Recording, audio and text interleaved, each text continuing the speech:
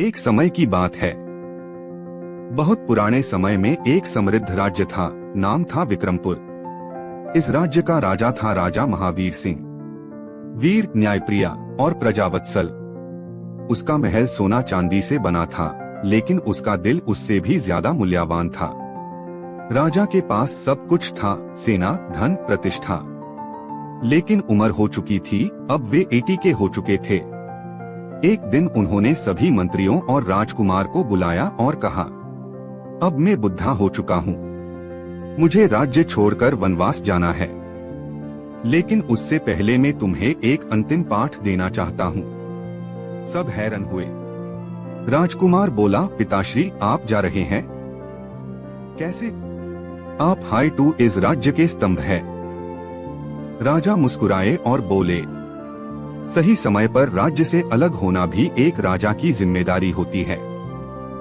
पर जाने से पहले एक कहानी सुनाता हूँ जो तुम सब कभी भूल नहीं पाओगे।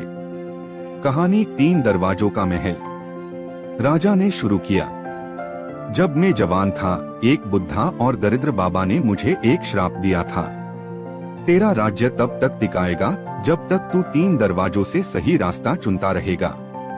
मैं हैस पड़ा, लेकिन बाबा ने कहा, ये 3 दरवाजे आपको जीवन के 3 सबसे कठिन मोड़ों पर मिलेंगे। गलत दरवाजा चुना तो सब कुछ खो डोच। मैं चिंतित था, लेकिन मन में था, मैं तो समृद्ध हूँ, शक्तिशाली हूँ, डर किस बात का। पहला दरवाजा मुझे मिला जब मेरे पिता की मृत्यु हुई। मुझे राजगद्दी संभालनी थी। 2 रास्ते थे। 1, शक्ति और भाई के डैम पर राज करना।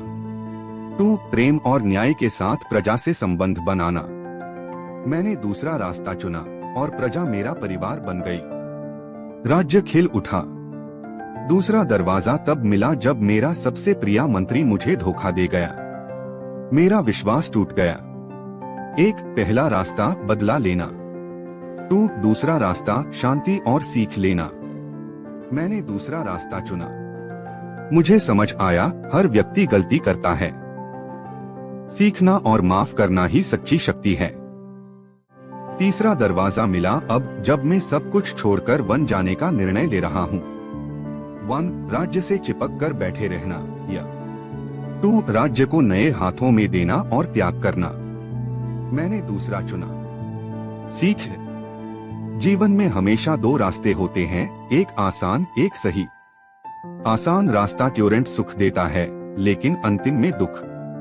सही रास्ता कठिन होता है, लेकिन अंतिम में आनंद और सम्मान।